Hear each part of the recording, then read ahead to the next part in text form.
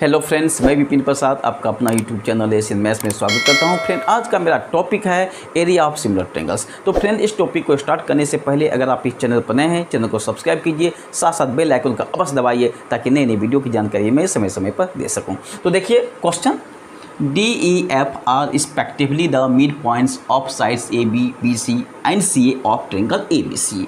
यानी triangle ABC में D, E and F mid point है किस साइड का? AB, BC एंड CA का। इसके लिए आप पहले ट्रायंगल का फॉर्मेशन कीजिए। लीजिए मैं पहले ट्रायंगल बनाता हूँ। A, B, C एक ट्रायंगल है एंड D मिड पॉइंट है साइड AB का एंड E मिड पॉइंट है साइड BC का। तो E मिड पॉइंट हो गया साइड BC का एंड F मिड पॉइंट है साइड CA का। Clear?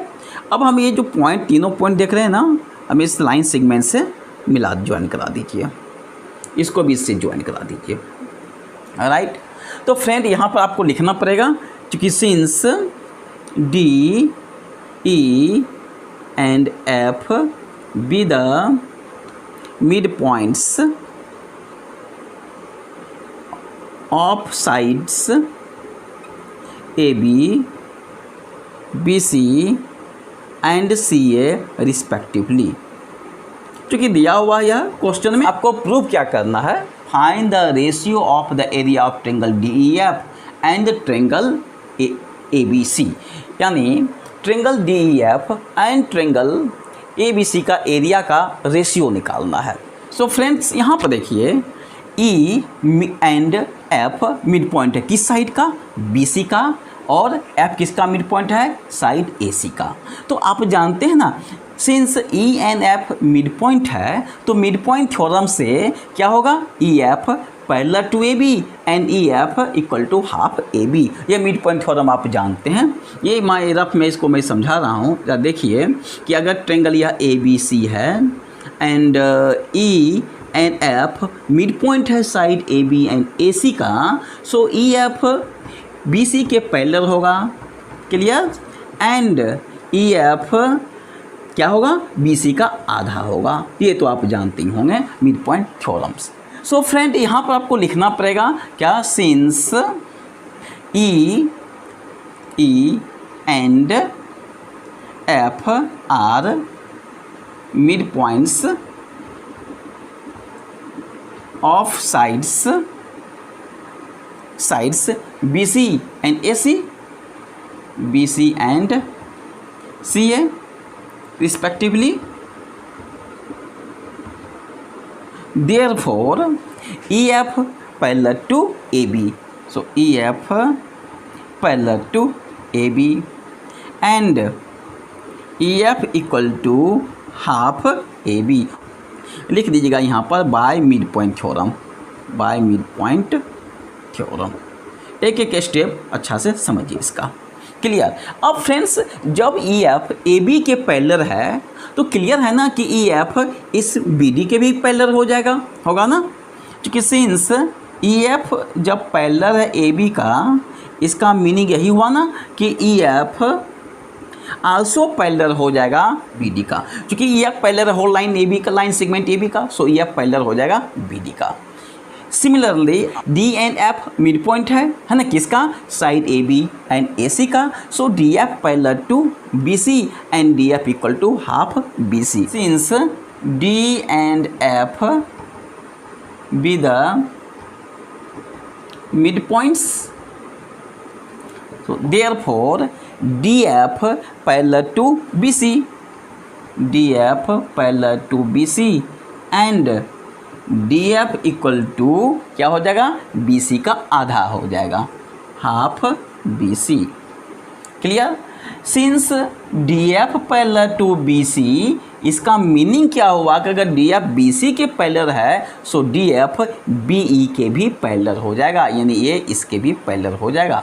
DF parallel to BE। Right? इसके बाद का स्टेप देखिए।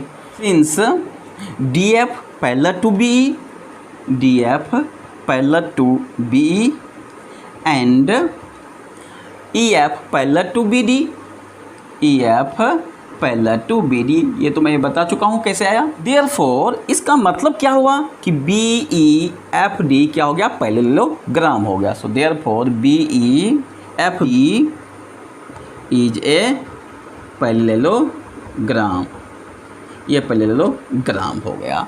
और जब BEFD पैरेललोग्राम हो गया, इसका मतलब ये हुआ कि ये एंगल इस एंगल के इक्वल होगा ना।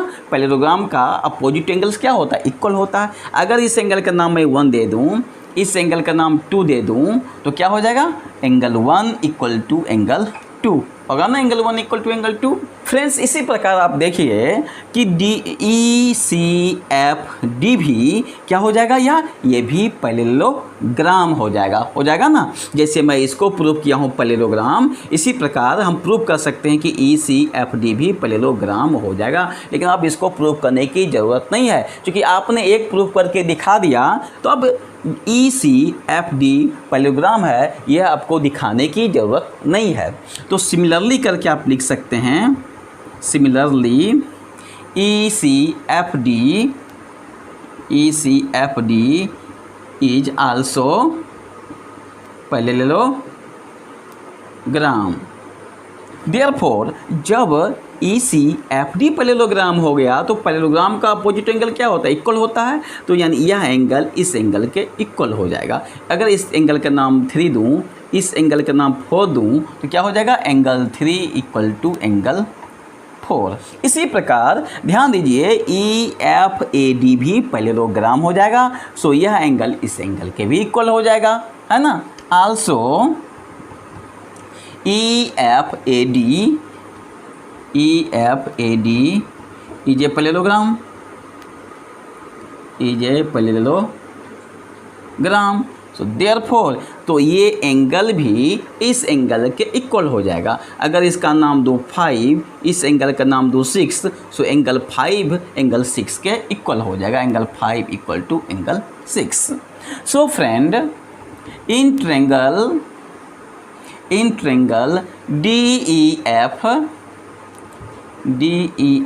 एंड ट्रायंगल ABC में आप क्या देख रहे हैं, आप यही ना देख रहे हैं कि एंगल 1 एंगल 2 के इक्वल है, एंगल 3 एंगल 4 के इक्वल है, और क्या बात कर रहे हैं, एंगल 5 एंगल 6 के इक्वल है ना। Therefore by AAA